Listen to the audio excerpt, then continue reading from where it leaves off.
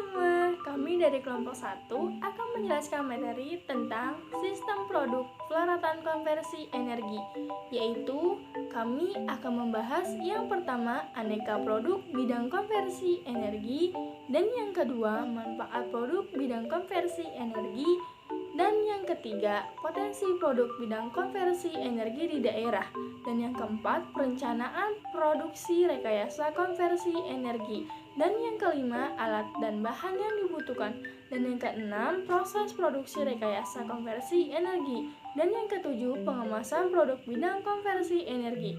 Sebelum lanjut ke materi tersebut, kita harus tahu terlebih dahulu apa sih yang dimaksud dari konversi energi.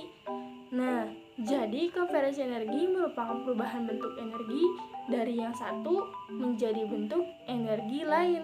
Nah, itulah pengertian dari konversi energi. Daripada lama-lama, mari kita simak penjelasannya. Aneka produk bidang konversi energi. Sumber-sumber energi baru terbarukan terus dikembangkan di beberapa negara, bahkan di Indonesia.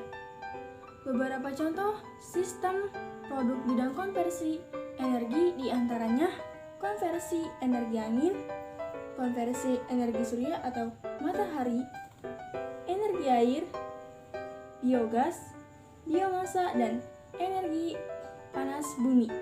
1. Konversi energi angin. Angin merupakan pergerakan udara yang diakibatkan oleh perbedaan tekanan udara yang merupakan hasil pengaruh ketidakseimbangan pemanasan sinar matahari terhadap tempat-tempat yang berbeda di permukaan bumi. Energi angin digunakan untuk membangkitkan energi listrik dengan bantuan kincir angin untuk menggerakkan generator.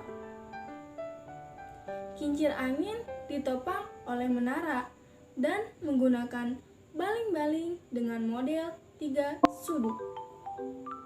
Tenaga angin merupakan sumber energi yang berasal dari tenaga kinetik angin untuk menghasilkan tenaga mekanik.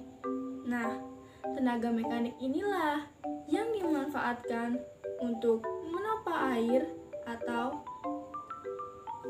dikonversikan lebih lanjut menjadi energi listrik dengan bantuan generator. 2. Konversi energi surya atau matahari. Pembangkit listrik energi surya atau disebut dengan istilah fotovoltaik merupakan teknik mengubah sinar matahari menjadi energi listrik melalui sel surya atau solar cell secara langsung. Energi surya dapat menghasilkan listrik melalui sel fotovoltaik yang tergabung dalam suatu modul. Sel fotovoltaik memiliki ukuran yang beragam, mulai dari 0,5 sampai 4 inci. Saat ini sudah dikembangkan energi hibrid yang merupakan penggabungan dari 2 atau lebih sumber energi yang berbeda untuk menghasilkan listrik. Misalnya, perpaduan energi surya dengan energi angin untuk mencapai kecukupan ketersediaan listrik yang dihasilkan. C. Energi air. Energi potensial air dikonversikan menjadi energi mekanis melalui sebuah turbin yang kemudian dikonversikan kembali ke dalam bentuk energi listrik melalui generator listrik. Pembangkit listrik tenaga air skala kecil diistilahkan dengan mikrohidro dengan listrik yang dihasilkan mencapai 1000 watt dan pikohidro dengan listrik yang dihasilkan kurang dari 5000 watt dan mini hidro dengan listrik yang dihasilkan mencapai 1000 kW.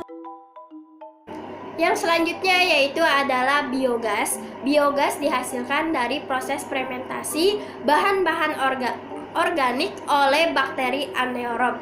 Bakteri anaerob adalah bakteri yang hidup dalam kondisi kedap udara. Proses pencernaan yang dilakukan oleh bakteri metanogen menghasilkan gas meton CH4.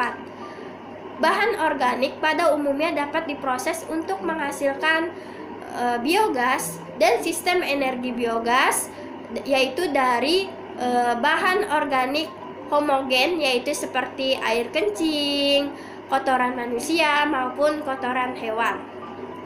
Biogas dapat dimanfaatkan untuk kebutuhan sehari-hari, yaitu seperti memasak, penerangan, dan salah satunya digunakan untuk pembangkit listrik tenaga biogas. Yang selanjutnya yaitu adalah biomasa. Biomasa adalah sebagai bahan organik yang berasal dari tumbuhan maupun hewan. Biomasa adalah sebagai salah satu energi yang dapat diperbaharui. Contohnya yaitu adalah sampah padat dari pemukiman atau yang diproduksi dari tumbuhan dapat dibakar untuk menghasilkan energi panas, di mana energi panas digunakan untuk tenaga uap dan listrik. Yang terakhir yaitu adalah energi panas bumi. Energi panas bumi berasal dari inti bumi. Energi ini dapat dimanfaatkan sebagai sumber energi pembangkit listrik. Energi panas bumi juga dapat digunakan antara lain untuk menghangatkan sebuah ruangan, pengeringan hasil pertanian seperti buahan, sayuran, sterilisasi susu, dan pengeringan makanan. Manfaat produk bidang konversi energi. Energi listrik yang dihasilkan dari upaya konversi energi dapat dimanfaatkan untuk penerangan, kegiatan produksi pada industri kecil, serta kegiatan yang bersifat edukasi. Manfaat produk rekayasa konversi energi dapat dijelaskan lebih jauh sebagai berikut. Yang pertama, keberadaan pembangkit energi listrik terbarukan membantu meningkatkan kemandirian dari ketergantungan terhadap energi fosil dan menjadi penyangga pasokan energi nasional di masa mendatang. Yang kedua, pembangkit energi listrik baru terbarukan yang ramah lingkungan mempunyai potensi mengurangi emisi CO2. Yang ketiga, ketersediaan energi listrik terutama di daerah-daerah terkecil dapat secara merata menyejahterakan masyarakat. Yang keempat, menyelamatkan lingkungan dan mengatasi berbagai dampak buruk yang ditimbulkan akibat penggunaan bahan bakar fosil. Yang kelima, energi listrik yang dihasilkan dapat dimanfaatkan untuk kegiatan-kegiatan produktif pada industri kecil, rumahan, di antaranya membuat es balok, untuk pengawetan ikan, untuk mendukung kegiatan wisata kuliner, penerangan rumah tinggal, penerangan jalanan, kegiatan di industri kecil. Keenam, terciptanya lapangan pekerjaan di berbagai sektor. 3. Potensi produk bidang konversi energi di daerah. Produksi rekayasa konversi energi disesuaikan dengan potensi sumber daya yang ada di daerah masing-masing yang dapat meningkatkan kebermanfaatan bahan-bahan yang tersedia di lingkungan sekitar. Contoh, limbah hasil pertanian dan perkebunan dapat dimanfaatkan sebagai bahan baku pembuatan energi baru terbarukan. Energi listrik yang dibangkitkan oleh panel surya dan turbin bertenaga angin berpotensi untuk dimanfaatkan pada proses elektrolisis air guna memproduksi gas H2 yang dapat dipakai dalam fuel cell. Analisa SWOT adalah suatu kajian terhadap lingkungan internal dan eksternal wirausaha atau perusahaan. Analisa internal lebih menitik beratkan pada aspek kekuatan strength dan kelemahan weakness, sedangkan analisa eksternal untuk menggali dan mengidentifikasi semua gejala peluang opportunity yang ada di masa mendatang serta ancaman threat dari kemungkinan adanya pesaing atau calon pesaing. 4. Perencanaan produksi rekayasa konversi energi.